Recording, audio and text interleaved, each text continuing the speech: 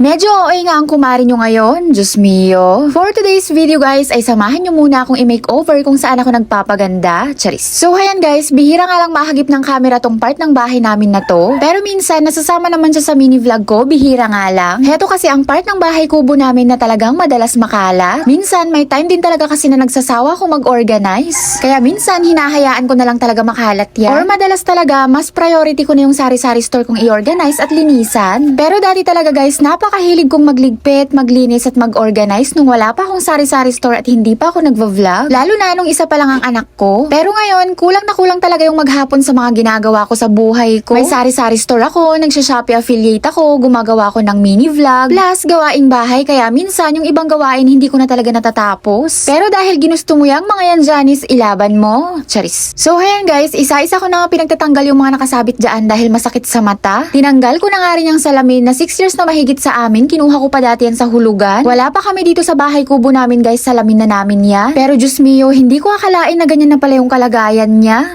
Ay, sira na talaga siya. Ay, wow. Diba? My God! Buti na lang tinanggal ko na siya. Kung hindi ba, bagsak ko yung salamin. My God. Ano, baka makadisgrasya pa yan. Buti talaga tinanggal ko na siya.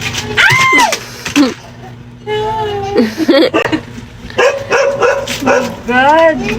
Grabe guys, nagulat talaga ako. Kinain na pala siya ng bukbok at saka anay. Habang ibinababa ko nga siya ay unti-unting natatanggal yung mga pinaka-frame niya. Ang hindi lang talaga nila kinain ay yung may pintura. Kaya pag hawak ko, wala nang laman yung pinaka-frame niya. Pero buong buo pa naman yung salamin. Diyos mio, buti na lang talaga at naisipan ko siyang tanggalin. Kung hindi ay konting-konti na lang talaga babagsak na siya at baka makadisgrasya pa. Napakadami ko ang sigaw dyan guys kasi kahit saan ako humawak ay naaagnas. Diyos mio. Kamuntik-muntik ko pa ang mabitawan yung salamin. Tignan nyo naman at durog na talaga siya. Wala namang ibang inanay kundi yung salamin lang talagang pinuntirya nila. Dahil na rin siguro sa mga ginamit na kahoy dyan at saka yung pinaka-plywood sa likod, yung parang lumang style pa. Nagtatanggal ko na nga rin yung nilagay ko rin dati ng mga tornilyo dito at ayoko nang may nakikitang mga nakasabit-sabit dyan. So ayan guys, meron pa akong mga tirang wallpaper. Tira ko nga yan nung nagdikit ako ng wallpaper sa CR namin. Nagtataka nga siguro kayo bakit white yung kinabit kong wallpaper sa CR namin. Bakit hindi green? Madilim at masikip kasi yung CR namin guys, kaya mas pinili ko na lang na color white. Lagi nga din ako may sampay doon kaya mas lalong laging madilim. Kaya white din yung pinili ko para hindi din masyadong malamok. Sinobrahan ko din talaga yung order ko at yan din talaga ang bala kong ilagay dito sa dingding namin. Syempre dahil dito kami magsasalamin, dapat maliwanag. Ang plano ko nga dyan ay white yung background tapos green yung mga gamit, ganun. Ayan, may mga tira-tira pa nga akong ibang wallpaper. Nilagyan ko na nga lang din yung ginawang patungan ng aking asawa. Para kasing malungkot yung kulay pag puro white lang yung background. Dahil nauuso nga ngayon ang team puti at team kahoy. Sa iba masakit sa mata ang color green. Pero syempre, kanya-kanya pa rin naman tayo ng gusto. Basta para sa akin, color green ang nagpapasaya sa akin. Stress reliever ko na nga rin siya. Pag pagod kasi ako, uupo lang ako dito sa bahay tapos titingin lang ako sa mga color green na gamit ay okay na ako. Gumagaan yung pakiramdam ko. So ayan guys, nag-decide na nga lang ako na gawing color green yung bandang ibaba. Buti na nga lang at madami-dami pa yung natirang wallpaper na yan. Yung wallpaper pala na yan guys ay maganda para siyang plastic. Pang kitchen wallpaper kasi talaga yan. Hindi ko na tinanggal yung lumang wallpaper para mas dumikit siya. Hindi kasi siya didikit pag rough pa yung pader. Nagupit na nga lang ako ng maliit para matakpan yung awang sa gitna. Kinuha ko nga rin yung tirang vinyl tiles para tagpian yung nasa gilid. Sinukat ko nga lang tsaka ako ginuhitan ng ballpen. Heto nga din ang maganda dito sa vinyl tiles na to kasi madali lang siya guntingin basta malaki yung gunting na gamit mo. Ako na nga lang nagsukat-sukat dyan at hindi ko na tinawag ang asawa ko kahit nung oras na yan ay nandyan siya. Madali lang naman, total nagmamarunong naman ako lagi. Charis. So ayan, sukat-sukat lang, guhit, tapos gunting, tapos dikit, goods na yan. Tingnan nyo naman ang mari nyo, akala mo naman talaga marunong. Diyos mio. Nagwalis nga ako ulit dahil marami pang natirang mga bukbok galing dun sa salamin. Tapos, konting punas-punas para okay na. So ayan, mas okay na tignan sa may gilid kaysa kanina na wala pang tagpi dahil butas-butas pa nakikita yung linoleum. Charaan, mas okay na siya ngayon kaysa kanina. Habang wala pang budget ay kapit muna tayo sa wallpaper pansamantagal. Charis. Abangan sa aking next vlog guys pag i-organize ko na yung mga nakalagay na gamit dyan. Yun lang muna guys for today's video. Agyamanak! Bye-bye!